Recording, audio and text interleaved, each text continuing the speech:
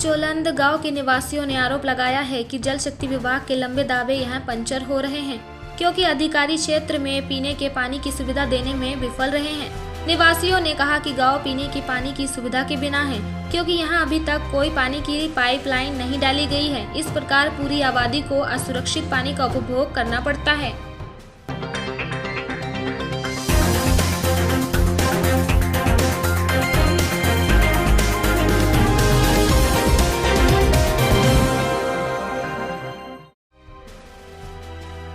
बंगस valley soccer tournament का समापन आर्को lifting the trophy. Director general youth sports and service J&K doctor Salim u Rahman मुख्य अतिथि थे।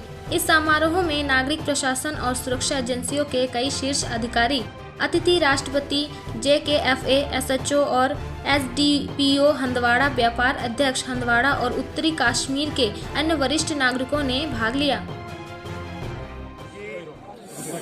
दूर दराज इलाकों में अगर हमने फुटबॉल जैसी गेम को फरोग देना है तो हमें इंडियन फुटबॉल एसोसिएशन को साथ में ज़रूर लाना है। तो जिसके लिए हमें, because we know one person that Zameer Thakur, he is actively involved in promoting the game of football across J&K, क्योंकि चाहे वो जम्मू हो, चाहे वो कश्मीर हो, जहाँ पे भी हो, और रिमोटेस्ट एरियाज में ही सो एंथुसियास्टिक एंड हिज टीम, जैसे शफी नारी है, मजीद ककरू हैं, या जैसे सोफी साहब है यहाँ पे, so lot of people are involve in this team. So हमने इनके साथ और बंगस वैली जो ये ऑर्गेनाइजेशन है उनके साथ कोलैबोरेट करके ये टूर्नामेंट शुरू किया।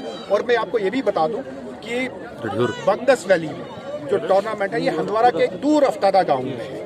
तो और लेकिन इतना खूबसूरत इलाका, इतना खूबसूरत ग्राउंड और इतना अच्छा यहाँ का जो स्पेक्टेटर्स थे, मतलब मैंने इतना डिसिप्लिन स्पेक्टेटर्स आज तक नहीं देखते। मैं सोचता हूँ कि मैं 2 साल के बाद यहाँ क्यों आया। We should have done it year earlier. तो it is a beautiful place.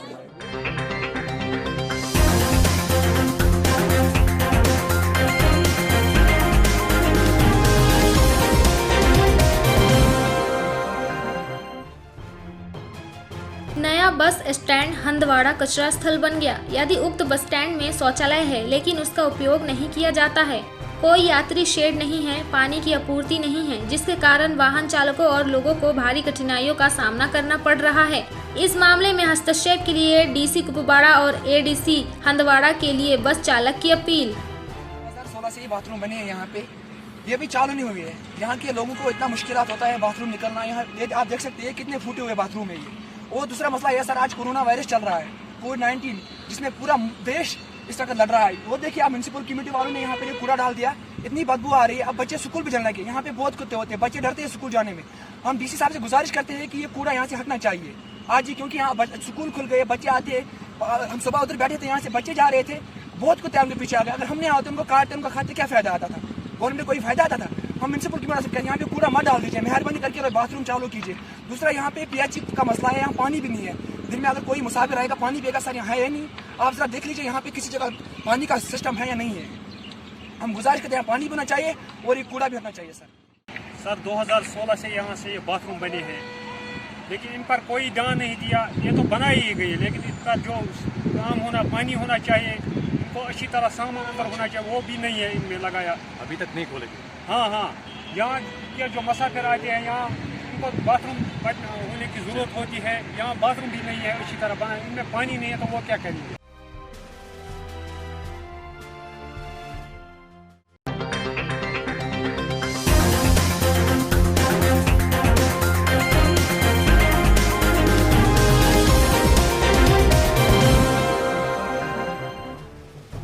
आज जमींदार मंच के अध्यक्ष मलिक हामिद और महासचिव मोहम्मद आसिफ मगाम टुमपोरा हंदवाड़ा के दूरदर्शी गांव पहुंचे और किसानों और गांव के मुद्दों पर चर्चा की।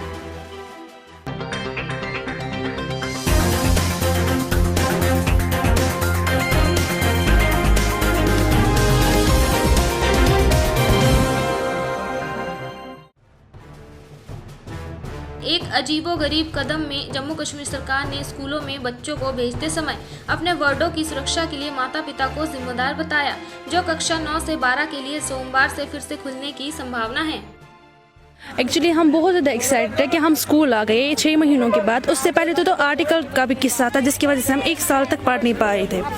हम बहुत ज़्यादा खुश है कि हम स्कूल आ गए। हम आगे भी चाहते हैं कि स्कूल खुले रहे। और जो ये 2G का मसला था उस पर स्टडी तो होती नहीं थी, टोटल नहीं, कभी डिस्कनेक्ट होता था, कभी आवाज़ नहीं आती थी, बहुत सारी प्रॉब्लम्स आती थी उस पर। तो हम गवर्नमेंट से अपील करते हैं कि इसके बाद भी हमारे स्कूल खुले रहे ताकि हम पढ़ पाए, हम कुछ कर पाए। ऑनलाइन पे हम क्या करेंगे, 2G स्पीड है, वरना तो 4G होना चाहिए कि जिसमें हम पढ़ सकते थे। 2G स्पीड पे तो हम पढ़ भी नहीं पा रहे हैं, ना आवाज़ आ रही है उस पर। तो हम बहुत ज़्यादा खुश हैं स्कूल खुल रहा है। आज बहुत ही ज़्यादा मतलब खुश हूँ कि स्कूल आई हूँ।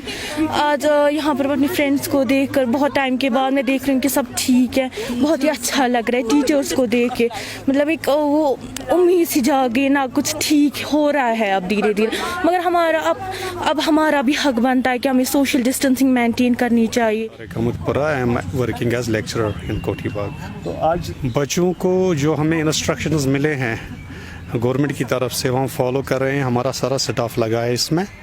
और जहाँ तक कई महीनों के बाद ये स्टार्ट हो रहा है अब classes, it is a very good sign for students as well as teachers, क्योंकि एक डिप्रेशन सा हो गया था बच्चों में भी और टीचिंग स्टाफ में भी। नो डाउट कि teachers were imparting instructions through Zoom classes to the students, लेकिन फिर भी सेटल एक जो माहौल और सेटअप जो होता है ना स्कूल का, तो वो इन महीनों में काफ़ी वो ख़राब हो गया है। इंशाल्लाह let us hope that things will be set right by the government as well as the teaching staff will put their hot oil into it, और बच्चे भी थोड़ा मोटिवेट हो जाएं स्कूल आने में, क्योंकि सारे प्रिकॉशंस हम ले रहे हैं।